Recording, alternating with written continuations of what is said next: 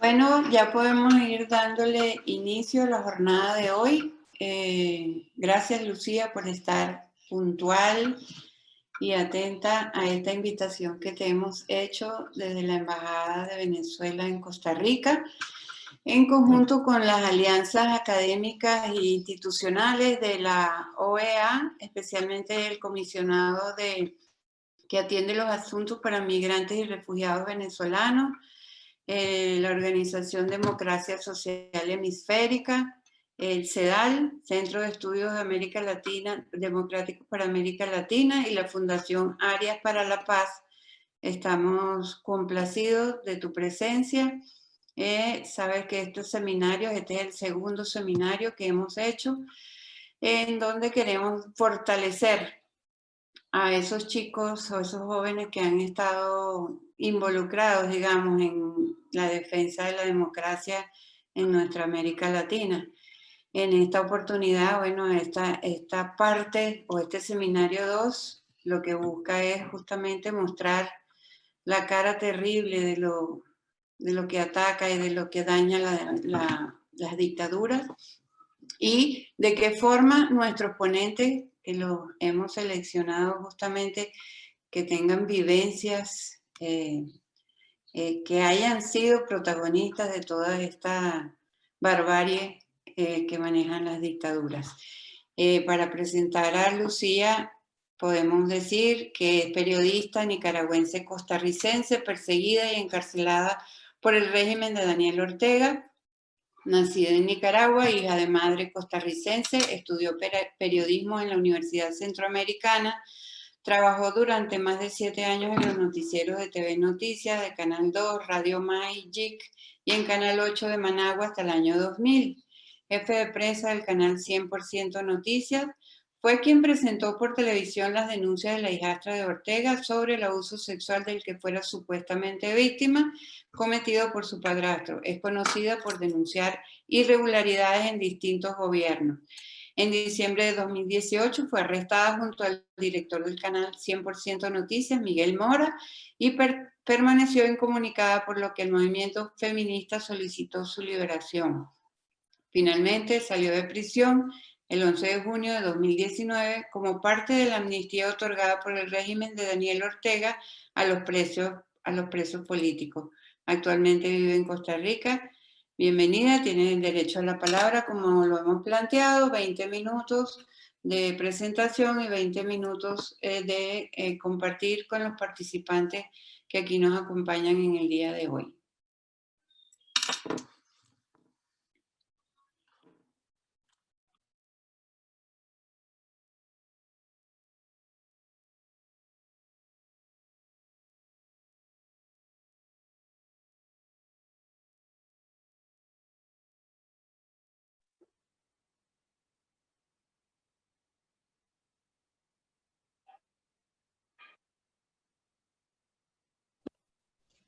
Bueno, muchas gracias. ¿Me escuchan? Disculpe que no le había dado el... Ya me pusieron, quité el mute. Bueno, en Nicaragua, gracias por la invitación que me han hecho para exponer un poco la situación que se vive en Nicaragua, la prensa independiente, pues los organismos de derechos humanos que sufren también la represión. No solo es el pueblo, es todo el mundo allá en Nicaragua, igual como ocurre también en Venezuela. Pues en Nicaragua desde el 2018, pues la situación de derechos humanos se ha agravado aún más. Recientemente el régimen de Daniel Ortega aprobó 3 leyes, un combo de leyes. Una también está en proceso para seguir silenciando las voces críticas. Ahora los nicaragüenses serán declarados agentes extranjeros, una ley similar a la aprobada en Rusia en el 2012, conocida pues como Ley Putin, que le decimos allá en Nicaragua. También se aprobó la Ley de Ciberdelitos, fue publicada incluso esta semana en la Asamblea, en la Gaceta, diario oficial, y entraría en vigencia a finales de diciembre de este año. que persigue a quienes, según el régimen, informan noticias falsas. Para ello, y ya hemos tenido la experiencia este año con la cobertura de la pandemia del coronavirus, informar noticias falsas es recoger los testimonios de los enfermos, de los entierros express que se dieron en Nicaragua en la etapa más dura del golpe del coronavirus en el país. Pues a nosotros siempre nos siguen diciendo que somos golpistas, somos terroristas, que incitamos el odio, pero la principal promotora del odio, como lo hemos visto y es en sus discursos a diario, que es Rosario Murillo, que tiene pues una locución de casi 30 minutos en vivo en los canales oficialistas y comienza a expulsar todos sus sentimientos de odio hacia los opositores. Pero bueno, pues hemos sufrido pues, una dura represión. Actualmente hay 2 medios de comunicación tomados por la dictadura, y cuando les digo tomado es que en la sala de redacción, en vez de estar los periodistas, está la policía sandinista. Ellos lo tienen tomado la sala de redacción desde el pasado 13 de diciembre del 2018 de Carlos Fernando Chamorro, director de Confidencial, esta noche. Y desde el 21 de diciembre del 2008 mantienen tomada el edificio completo de 100% noticias. Nosotros pues éramos un canal de 24 horas de información. A nosotros nos sacó la policía de nuestra sala de redacción esa noche. Montaron pues un operativo con al menos 100 policías, como si anduvieran buscando pues al Chapo Guzmán, y estábamos apenas pues 3 periodistas, incluyendo el director, y nos sacaron de la sala de redacción a unas mazmorras conocidas como el Chipota o la Dirección de Auxilio Judicial, donde permanecimos ahí aproximadamente 30 días, y luego nos remitieron a celdas, al director a la celda penitenciaria de hombres y a mí pues a la celda de mujeres, pero totalmente pues bajo un sistema de aislamiento. A él lo metieron a una celda que le llaman el infiernillo, ya, que son celdas inhumanas realmente, para debilitarlo.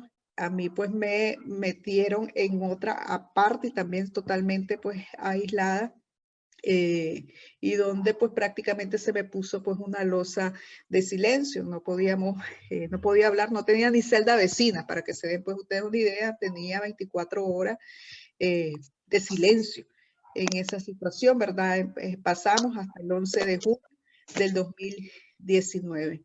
El régimen pretendió pues silenciar a los periodistas nicaragüenses, pero yo creo que la respuesta pues no se le esperaban, en el sentido de que desde el exilio, a raíz de nuestra captura, pues muchos salieron al exilio y fundaron pues medios de comunicación digitales y siguen pues dando la batalla. Pues yo ahora me encuentro en Costa Rica dando la batalla precisamente en la defensa de la libertad de prensa, porque si no nos rendimos, y cuando le digo rendimos, cuando estábamos en Nicaragua con operaciones completas en nuestro canal de televisión, hoy ocupado, confiscado y robado por la dictadura, no nos rendimos en los meses más terribles de la represión en Nicaragua y la presión que teníamos. Ahora que estoy pues en Costa Rica, mucho menos nos vamos a rendir. Y cuando hablo de rendición es dejar de informar, ¿no? Ellos pretendían que nos rindiéramos, que dijéramos vamos a cerrar el canal, vamos a poner videos musicales para proteger la empresa, pero fue todo pues lo contrario. Pues en esa cobertura que yo le llamo pues histórica, en el 2018, porque fue el canal que estuvo informando sobre toda la represión 24 horas al día, literal.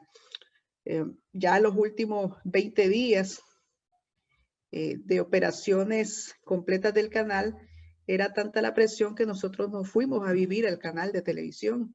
Agarramos nuestra ropa de nuestras casas y nos fuimos a trincherar al canal. Nos fuimos a vivir. El director, su esposa Verónica, que también es directora ejecutiva, y mi persona, y ahí estábamos, dentro del canal. Para dar la batalla, o sea, no podíamos ya mejor para exponernos, nos quedamos dentro del canal y aún así teníamos el canal rodeado no solo de la policía, sino de fuerzas paramilitares. En varios seminarios me han preguntado si ha funcionado, ¿verdad?, los mecanismos como de protección para los periodistas en dictadura. Y lo que les puedo decir es que, pues, usualmente, pues, la estructura de mecanismos de protección de los periodistas, pues, está pensada desde los estados, los gobiernos que crean, pues, la figura institucional para que se acuerde a los periodistas y a los defensores de derechos humanos. En Nicaragua podemos decir que no existe nada de eso. Más bien, pues el régimen ocupa todo el aparato estatal para reprimir a los periodistas, nos lleva a la cárcel, como ocurrió en el caso, pues, mío y de mi colega Miguel Mora, y que nos confiscaron, pues, el medio de comunicación y permanecimos en la cárcel 172 días. El Estado de Nicaragua no respetó para nada y sigue respetando, ¿verdad?, el sagrado derecho de expresión de los ciudadanos. El Estado no ha garantizado una investigación transparente y clara del asesinato del periodista Ángel Gaona, ocurrida en una cobertura en el año 2018. Fueron uniformados, dijeron testigos, y se juzgó a 2 jóvenes inocentes opositores al régimen por el asesinato de Gaona. Desde el 1 de abril, desde el 18 de abril del 2018, el 31 de diciembre de 2019, la Fundación Violeta Barrios de Chamorro documentó más de 2,000 violaciones a la libertad de prensa, y en lo que va del año ya van más de 200 violaciones a la libertad de prensa y periodista. Este dato obviamente pues es grande para un país pequeño como Nicaragua, que se esté violando constantemente el derecho a informar y de expresarse. Ante las constantes intimidaciones y hostigamientos, pues, y asedio policial, pues, a periodistas y medios independientes, yo siempre recomiendo que no hay que cansarnos en denunciar en instituciones de derechos humanos nacionales e internacionales. Las organizaciones de periodistas nacionales hacen un gran esfuerzo por documentar con detalle las agresiones, así también como la Fundación Violeta Barrios de Chamorro. El Estado actualmente no garantiza ninguna protección porque lo que se vive en Nicaragua es totalmente grave. El propio ejército incluso de Nicaragua, y digo esto del ejército, pues nosotros lo vivimos en 100% Noticias. El ejército de Nicaragua prestó hasta incluso un terreno del antiguo, un hospital que ellos tenían, el hospital militar, que queda frente a 100% Noticias, para que paramilitares nos espiaran al personal de 100% Noticias. Y dicho terreno está precisamente enfrente de nuestro edificio, que está ahora tomado por la policía sandinista. La denuncia contra el ejército de Nicaragua yo la hice pública en su momento y se lo dije también al vocero de la institución, y todavía ellos no brindan ningún tipo de respuesta. Y reitero en este espacio mi denuncia contra el ejército de Nicaragua por ser cómplices en la toma, confiscación y hasta del encarcelamiento de 2 periodistas de 100% Noticias. ¿Quién protege a los periodistas de Nicaragua? Primero Dios, y luego nos acuerpamos entre nosotros mismos, cerramos filas en la defensa de cada uno de nuestros casos de colegas y contamos con organizaciones como la Fundación Violeta Barrios de Chamorro, que también hace lo que puede y tiene al alcance. Los organismos de derechos humanos hacen también su esfuerzo, pero el régimen dictatorial de Daniel Ortega y Rosario Murillo no acatan ninguna resolución de los derechos humanos. Las medidas cautelares que ha otorgado la Comisión Interamericana de Derechos Humanos no las toman en cuenta el régimen, más se ensañan con las personas que estarían obligadas a proteger. La Procuraduría de Derechos Humanos en Nicaragua solo procura los derechos humanos de los sandinistas y no de los nicaragüenses. Actualmente, pues el régimen aplica la modalidad de acusar por injurias, calumnias a colegas y ocupa a sus simpatizantes, como los ocupó en nuestro caso, para llevar a la prensa independiente ante los tribunales. En estos momentos se realizan varias audiencias donde están acusados colegas periodistas por delitos de honor. Nosotros no perdemos las esperanzas que esto cambie de un momento a otro en Nicaragua. Los periodistas no hemos aceptado la censura, no nos hemos sometido a esa censura, no aceptamos la cárcel y aunque nos encierre nuevamente, defenderemos las libertades dentro de la celda, resistiendo a no doblegarnos a toda la estructura criminal que actualmente está en el poder en Nicaragua. Las dictaduras caen, pero el pueblo y los periodistas quedamos. Gracias.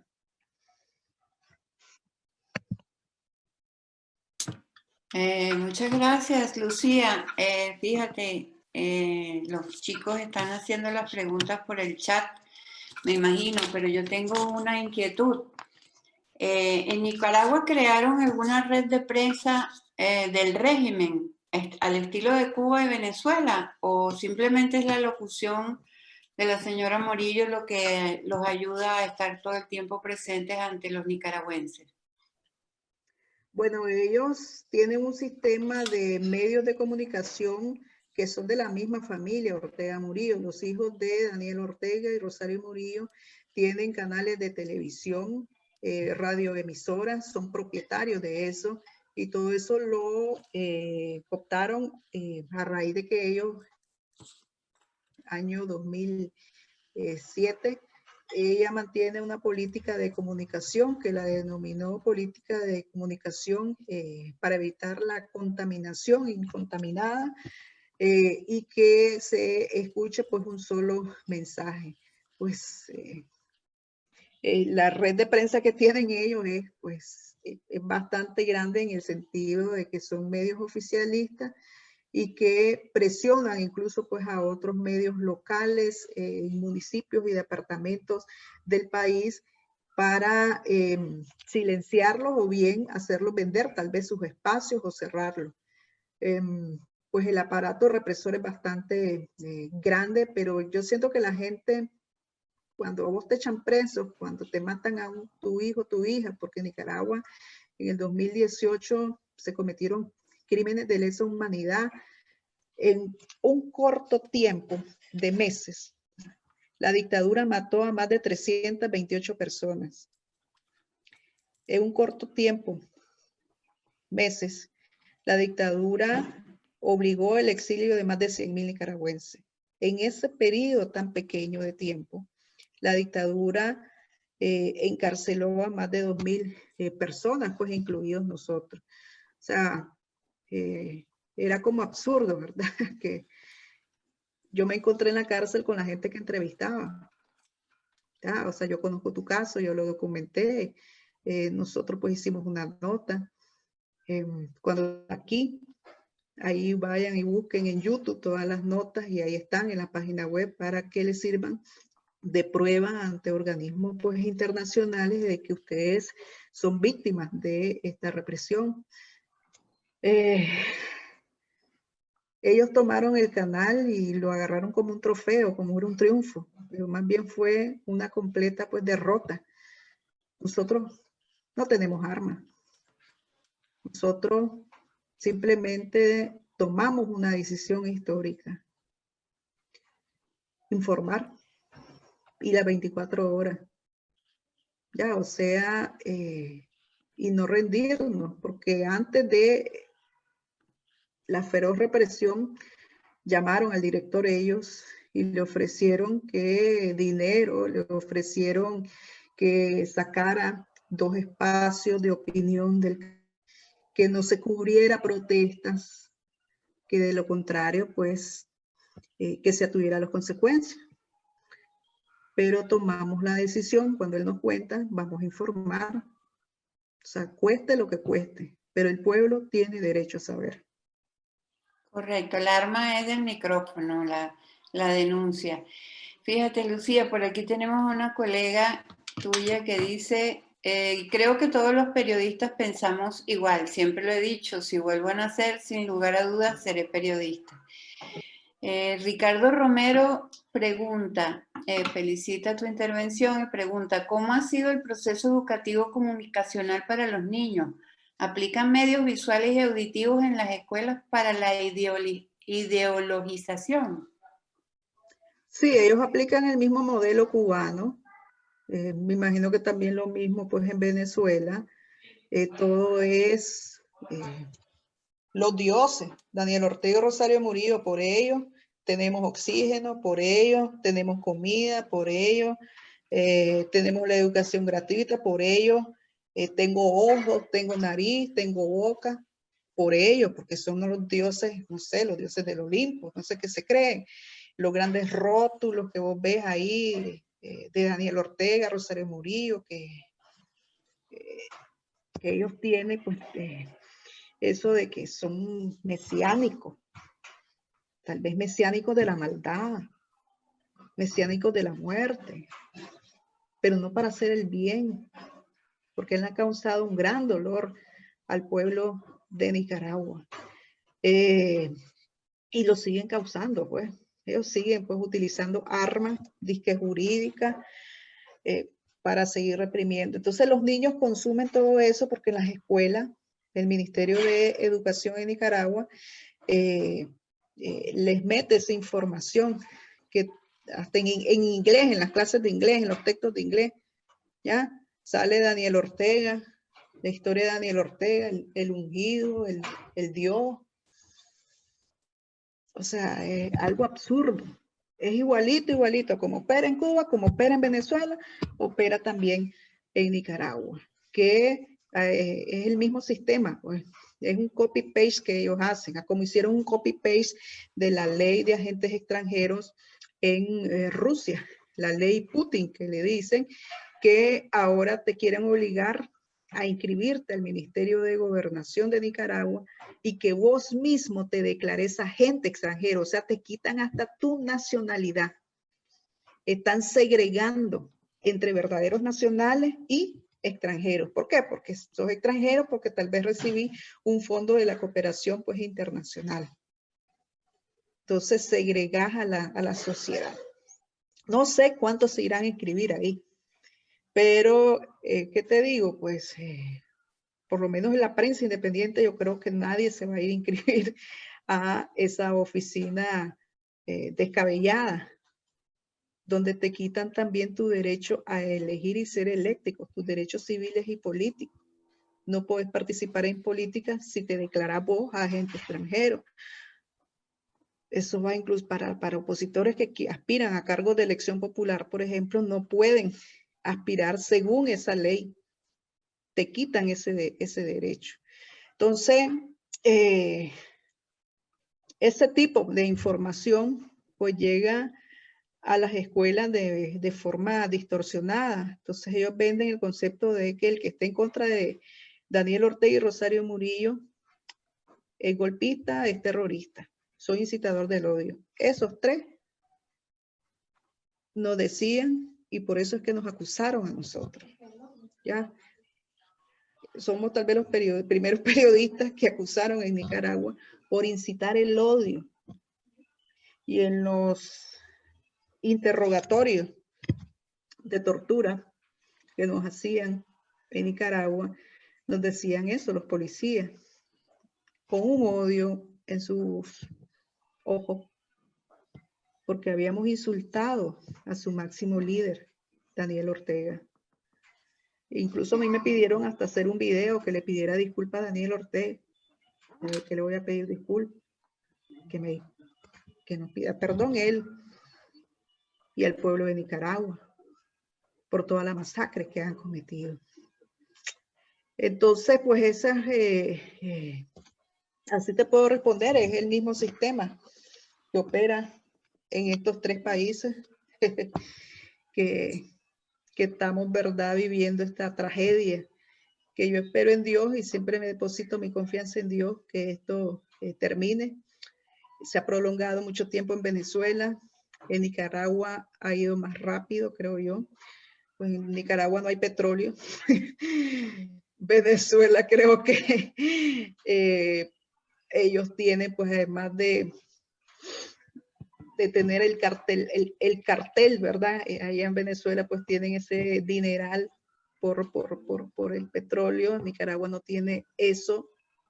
Es un punto también de tránsito de esa droga que sale de Venezuela y que ahora hasta aparecen millones y millones de dólares misteriosamente en Nicaragua. Entonces, no sé si es el peaje que están pagando o el tema de lavado también de dinero, que de pronto alguien dejó abandonado $500,000, de pronto alguien dejó abandonado más de $1 millón y no hay captura, no hay ni un detenido. Entonces, cosas así pues vemos en Nicaragua. Sí, la triste realidad, realmente en Venezuela hay un delito tipo que ellos utilizan que es traición a la patria, cualquier cosa es traición a la patria también. Marlon Medina nos pregunta, buenos días Lucía, ¿es la práctica de terrorismo fiscal contra los medios una nueva forma de confiscación? Sí, incluso hay medios, por ejemplo, el Canal 12 de televisión que es activo. Hay orden de embargo de Canal 12 de televisión por la que la solicitó la Dirección General de Ingresos por presuntamente no pagar impuestos y hay reparos fiscales contra el Canal 12. Hay uno también en contra del Canal 10 de televisión, que es uno de los más vistos en Nicaragua. Nosotros, así, con el canal confiscado, con la marca Primicias S.A., que es con la que operábamos en Nicaragua, ¿verdad? Clausurada, cerrada legalmente por ellos, cerrada ilegalmente por ellos. Nos llegó un cobro de más de $200,000, un cobro millonario a nosotros, al director Miguel Mora, al propietario del canal Miguel Mora, el cobro de la Dirección General de Ingresos por Impuestos no pagados, pues en todo ese periodo en el que ellos nos quitaron pues el derecho pues a tener nuestro trabajo en el canal, a donde ellos nos robaron el canal de televisión. O sea, cosas absurdas así, pagos que, a ver, no pagaste la cuota de seguridad social, pero si estamos cerrados, si ellos nos cerraron.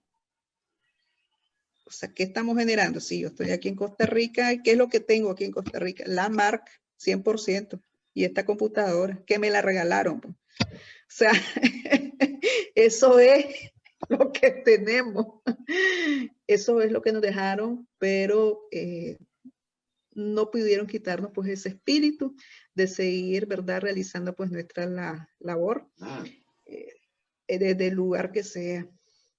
Entonces sigue pues ese sistema, los reparos fiscales, la persecución fiscal, embargos que se dan en estos medios, embargos preventivos que hay, está la amenaza que te puedo quitar todo, pues y están en juicio y que y a nosotros cerrados que nos llegan los cobros, imagínense. Incoherencias. David Solórzano pregunta, ¿usted cree que esta situación ha cambiado el rumbo del periodismo? ¿Se han afianzado redes comunicacionales independientes? Bueno, creo que la prensa independiente de Nicaragua ha cerrado filas en varios aspectos, pues hemos creado pues alianzas entre medios de comunicación, incluso las alianzas se dieron de forma espontánea cuando se dio pues toda la represión fuerte del 2018, se olvidaron las competencias entre medios de comunicación y fue una unión automática, pues prácticamente todos los medios creamos como una gran sala de redacción, pues en grupos de WhatsApp, compartiendo información, y haciendo todo el esfuerzo para la verificación también de las informaciones. Yo les digo que en esos días, o sea, necesitabas estar así, siempre unido a la prensa independiente, porque era tanta información, tantos videos de represión, que uno no se daba abasto.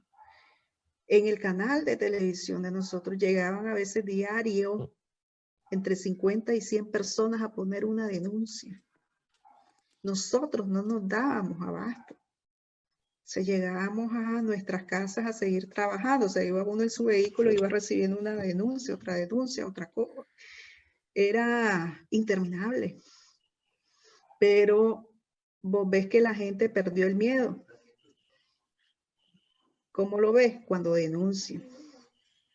Y eran innumerables denuncias que teníamos pues a cada momento en Nicaragua. Y no han parado pues las denuncias y no van a parar mientras ellos sigan amenazando con leyes ilegales, absurdas, violatorias a los derechos humanos. No van a parar. Sí. Carlos Rivas pregunta, además de su medio de comunicación, ¿cuántos más existen a grosso modo en Nicaragua a los que se les ha aplicado medidas de cierre? O sea, cierre como de toma, de confiscación, que esté la policía dentro de la sala de redacción, 100% noticia y confidencial. Que se tomaron el edificio también de confidencial y está tomado pues el edificio de 100% noticia. Y que vos pasas por la calle y vos ves a policías afuera, hasta como 5 antimotines armados, una gran camioneta ahí afuera del edificio y todo pues cerrado. Incluso tenemos entendido que hasta nos robaron, saquearon el canal de computadora, de libros contables, pues de contabilidad, que está saqueado, pues ahí está solo prácticamente pues el cajón. Medios, por ejemplo, como Radio Darío, fue quemado como el 21 de abril del 2018, quemaron pues el medio de comunicación. Gracias a Dios pudieron ellos, pues, no les quitaron el edificio, ¿verdad? Fue quemado. Luego ellos pudieron pues restaurar un poco, incluso anduvieron trabajando de forma clandestina en otras casas, en otros lugares. Su director estuvo exiliado, don Aníbal Toruño, regresó luego pues a Nicaragua a seguir pues dando la lucha y la batalla pues por su derecho a informar en el país. Y se mantienen pues activos pues entiendo pues en sus instalaciones pues. Pero así de cruel pues ha sido la dictadura, y otros que tienen juicios, como les decía, una radioemisora local en el Caribe Sur de Nicaragua, Radio La Costeñísima. Al director lo persiguieron hasta su tumba, porque falleció por COVID, y así estando muy grave de COVID, le llegó hasta notificación para ir a un juicio, para ir a mediar por un caso que le interpuso un militante sandinista. Muere de COVID y hasta en la tumba ahí andaba la policía detrás de la familia. Entonces, así están pues las cosas, ¿verdad? En cuanto a la persecución a la prensa independiente pues en Nicaragua. No sé si hay otra pregunta en el chat. Sí, una que es diferente, digamos, en el sentido de que no hemos tocado la reacción del pueblo. Carlos Rivas pregunta, ¿ha tenido el gremio periodístico el apoyo de la sociedad civil? ¿Se ha creado una matriz de opinión positiva hacia los periodistas en general? ¿O sucede como en Venezuela, la creación de una nueva generación de periodistas forjados a defender la dictadura nicaragüense?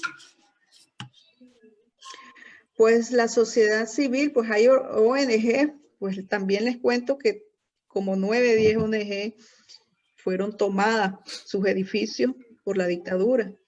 Entonces ha sido una persecución pues a organismos de derechos humanos, organismos de defensa de campesinos, de mujeres, de derechos de mujeres, y que pues ha sido pues como una defensa y acuerpamiento entre todos de forma pues espontánea, como les decía, no está algo como formalizado. Nosotros como periodistas creamos en el 2018 el Foro de Prensa Independiente, donde están pues varias organizaciones de periodistas, la Fundación Violeta Barrios de Chamorro, incluso PEN, Nicaragua, y que estamos ahí pues agrupados en ese foro de prensa pues independiente que se creó de forma pues autoconvocada al vernos todos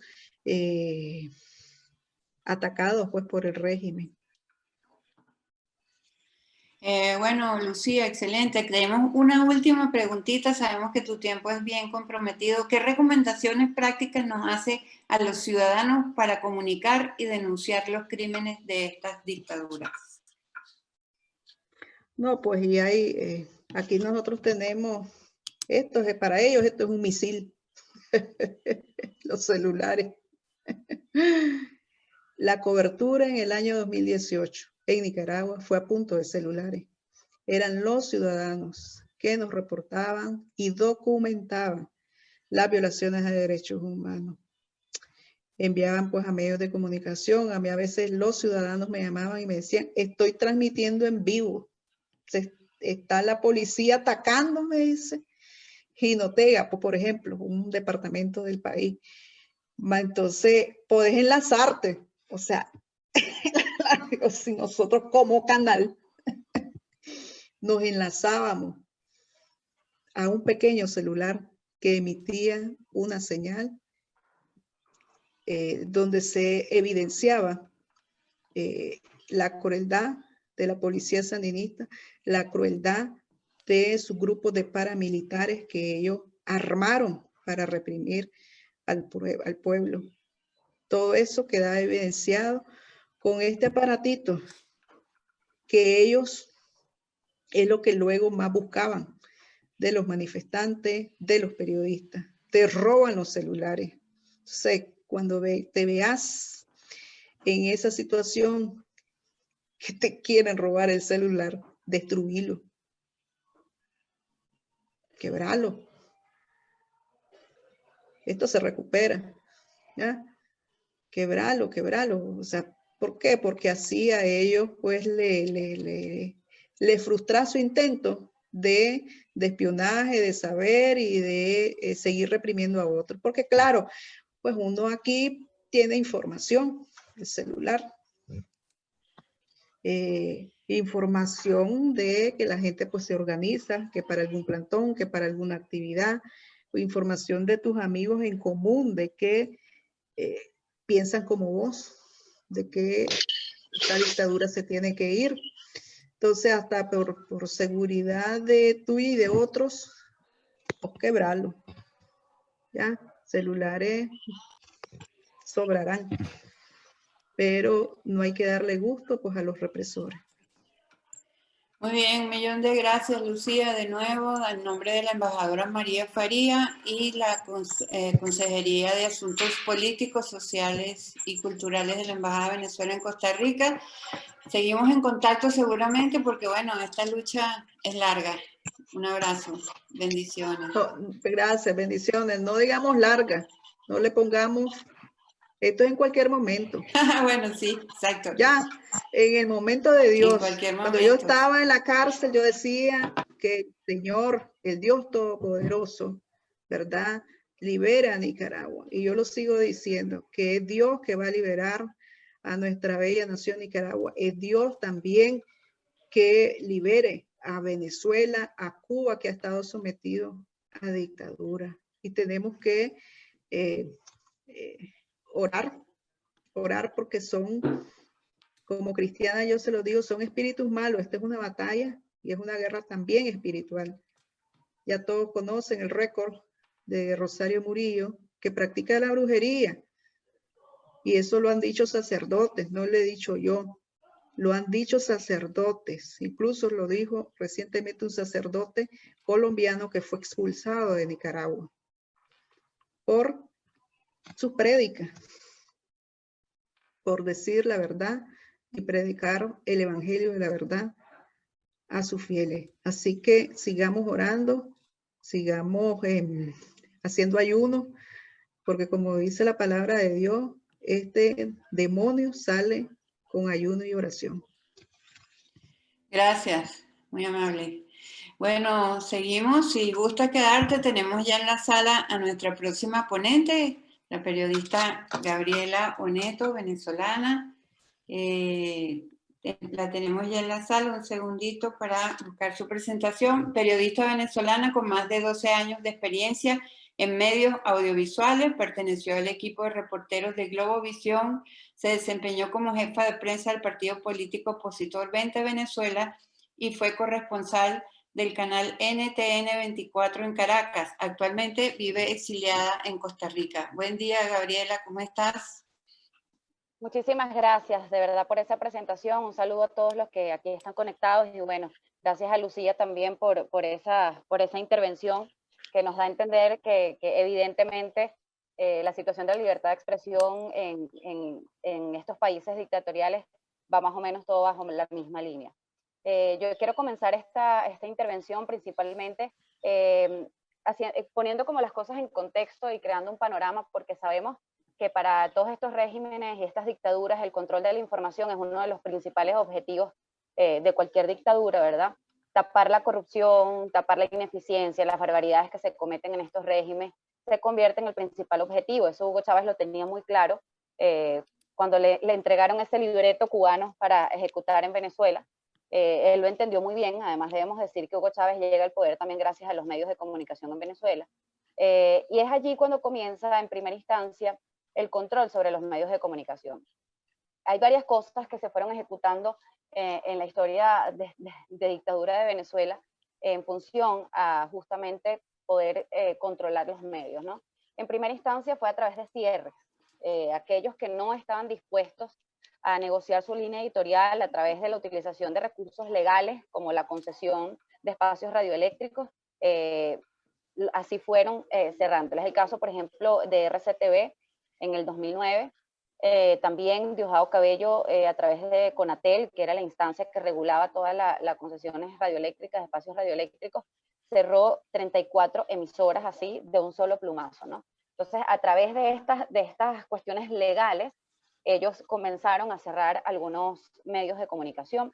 Por otro lado, y en paralelo, también se hacían negociaciones de estas líneas editoriales de los diferentes medios a través de amenazas de cierre, de cárcel para sus dueños, se exigieron porcentajes. O sea, yo les puedo decir, yo trabajaba en Unión Radio, que es uno de los principales circuitos radiales en Venezuela, y allí sencillamente las amenazas eran por acuerdo. Ah, tú quieres seguir abierto, pues tú tienes que tener en tu parrilla de programación tanto porcentaje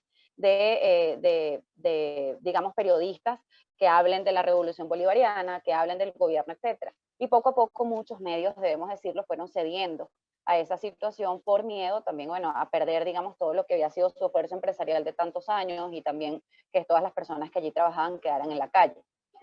Entonces allí paralelamente se iban ejecutando este tipo de cosas, también por otro lado lo que eran las asfixias económicas a través de multas impagables, falta de recursos básicos para el funcionamiento, como lo es el papel periódico en el caso de los medios impresos.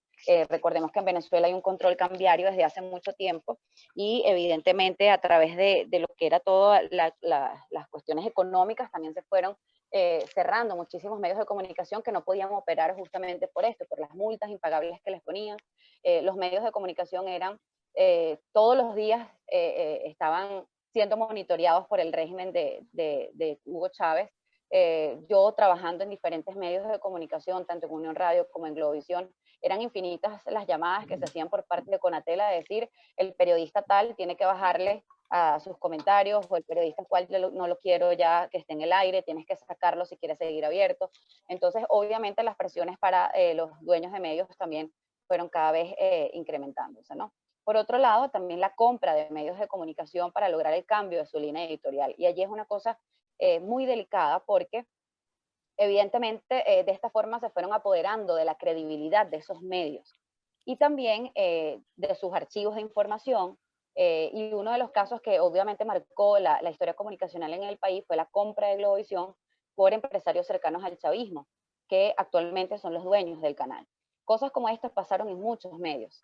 Y obviamente es allí cuando de repente la revolución chavista podría afirmar, cuando se le preguntaba o cuando ellos hacían sus anuncios, decían, no, pero los medios de comunicación, nosotros no tenemos una hegemonía comunicacional, porque vean, de tantos medios que hay en Venezuela, X porcentaje son de empresas privadas, sí, son de empresas privadas, pero que evidentemente están alineadas con el régimen porque ellos utilizaban las figuras de testaferros y de empresarios cercanos a ellos para la compra de estos medios y para que cambiaran sus líneas editoriales. Entonces, así como para más o menos el año 2013, ya la mayoría de los medios de comunicación estaban dominados por el Estado, mientras el régimen podía asegurar que la mayoría de los medios eran privados y una pequeña parte representaba la propiedad estatal y a los medios comunitarios que ellos también tenían, y cosas que para efectos legales podía ser cierta, pero que evidentemente no evidenciaba ni la línea editorial ni las informaciones que allí se publicaban, ¿no?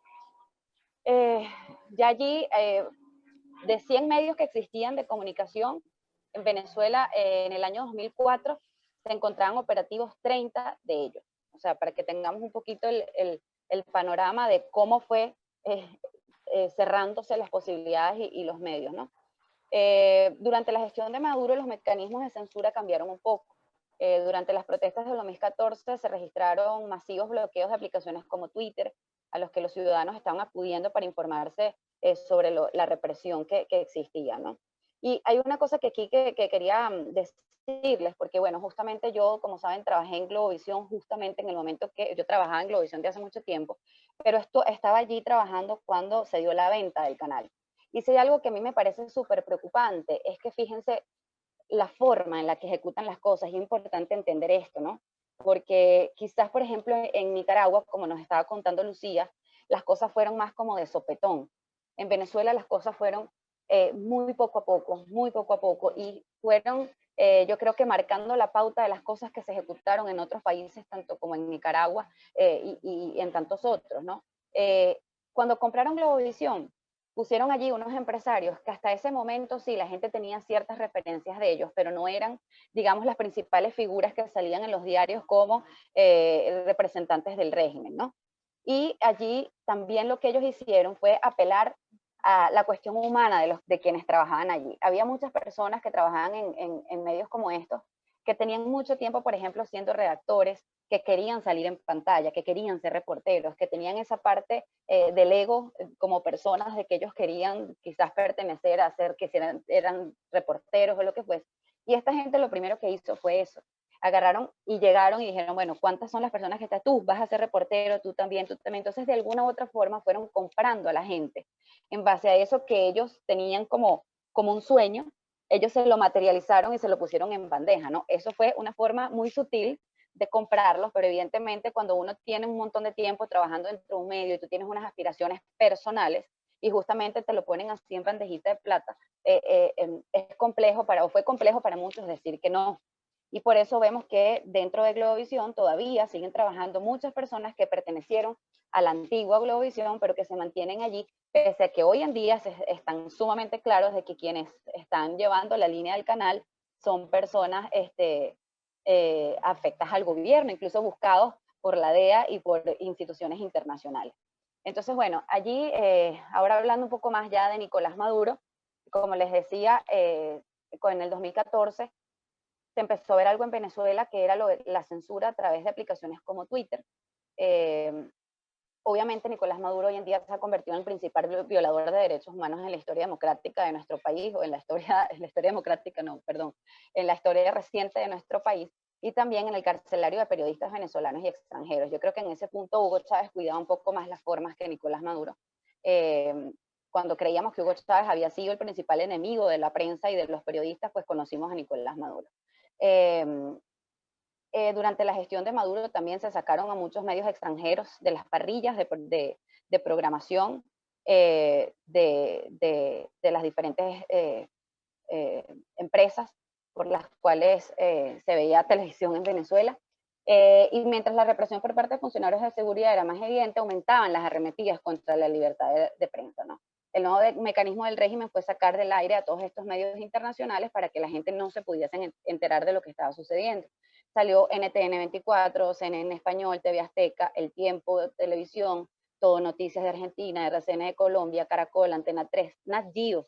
Hasta Nat Geo fue sacada de las parrillas de programación de Venezuela por lo que ocurrió en el concierto de Cúcuta. Ellos transmitieron el concierto de Cúcuta, el concierto de la frontera, y a raíz de eso, pues Nicolás Maduro decide también sacar a Nat Geo del aire. Entonces, bueno, aparte de todas estas cosas, también empezaron bloqueos a medios digitales.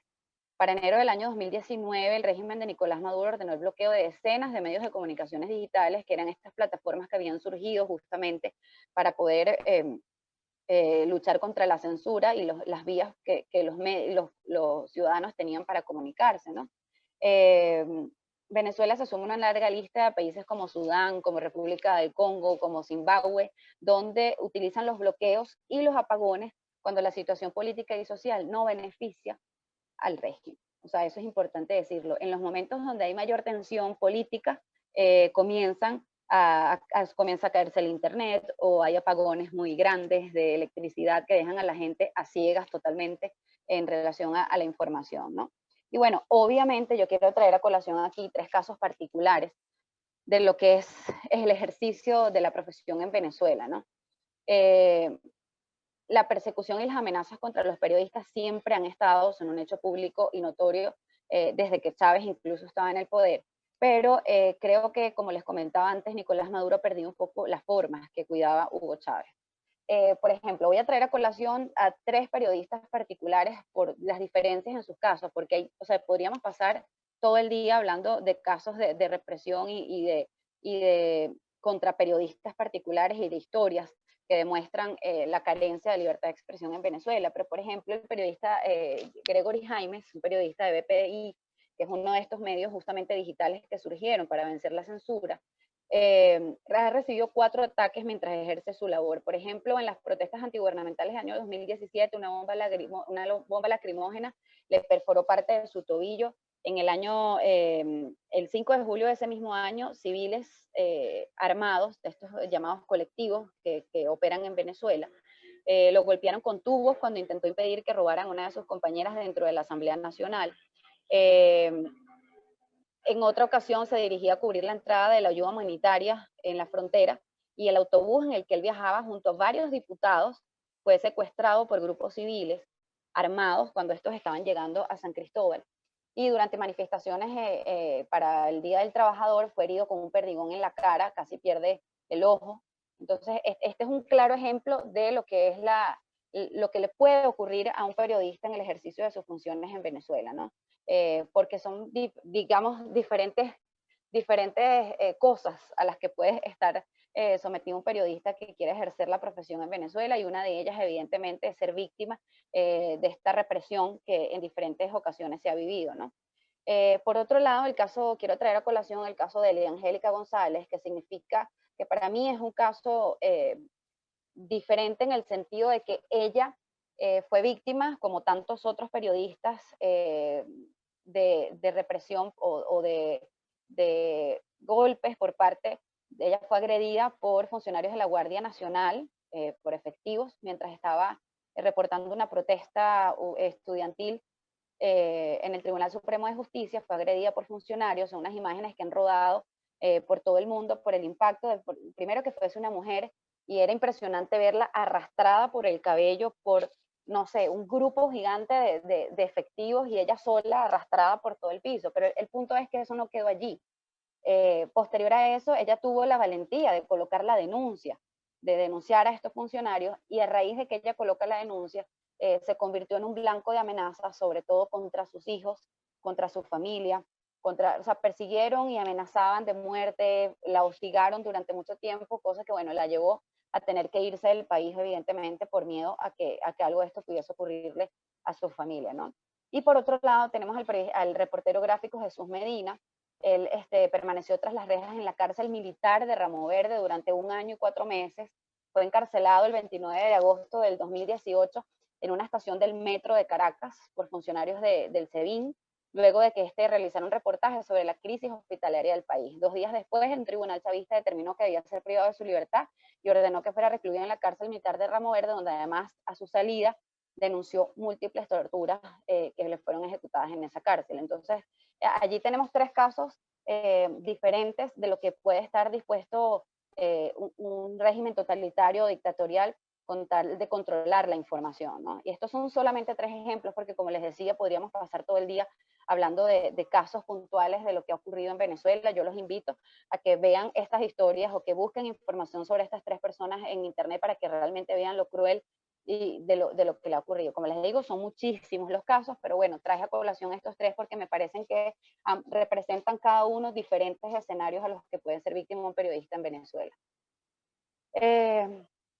En el 2005 había ya 2.059 casos de agresiones a los trabajadores de la prensa, el asesinato de 7 reporteros. Estos números incluyen, entre otros, agresiones físicas, impedimentos para consultar a funcionarios, censura previa, campañas difamatorias contra periodistas a través de los medios del Estado. Y bueno, en Venezuela, debemos decirlo, hay detenidos por tuitear, hay detenidos por tener un estado en WhatsApp, hay personas detenidas y presas en cárceles comunes por el simple hecho de haber hecho una presentación de teatral con algún tema cómico o jocoso que al régimen no le gustara. Personas han tuiteado cosas como que el Estado les canceló un contrato a, no sé, a un deportista o a un cantante, y esas personas han sido detenidas. Periodistas han estado presos también. Bueno, el caso más reciente del colega Roland Carreño, que en este momento se encuentra detenido. Además vemos cómo lo coaccionan, como lo que contaba mi colega periodista de Nicaragua. A ella le obligaron a grabar un video que quizás ella no lo quiso hacer o no tuvo la oportunidad, pero en Venezuela sencillamente te ponen una pistola en la cabeza y te dicen, diga allí esto, porque eso es lo que nosotros necesitamos sacar al mundo que usted dijo, y necesitamos que usted quede como el culpable, y te ponen una pistola en la cabeza dentro de una cárcel para que grabes un video. ¿Y qué vas a hacer? Tienes que grabarlo, porque si no, ahí te quedas. O sea, entonces, bueno, básicamente este es el resumen o el panorama que yo quería contarles de Venezuela. Obviamente también tengo yo en mi experiencia personal, en ejercicio de la profesión, historias también para contar, pero creo que estas 3 personas representan mucho mejor las situaciones ocurridas. También tuve la oportunidad de trabajar ya como periodista, pero involucrada en la política, donde allí también la historia es otro cuento, ¿no? No sé si tienen alguna pregunta. Bueno, gracias, Gabriela. Realmente es un panorama nada diferente a lo que nos planteaba Lucía, con sus detalles y sus, digamos, fórmulas en cada país, pero todos con un mismo guión, como ustedes nos han dicho.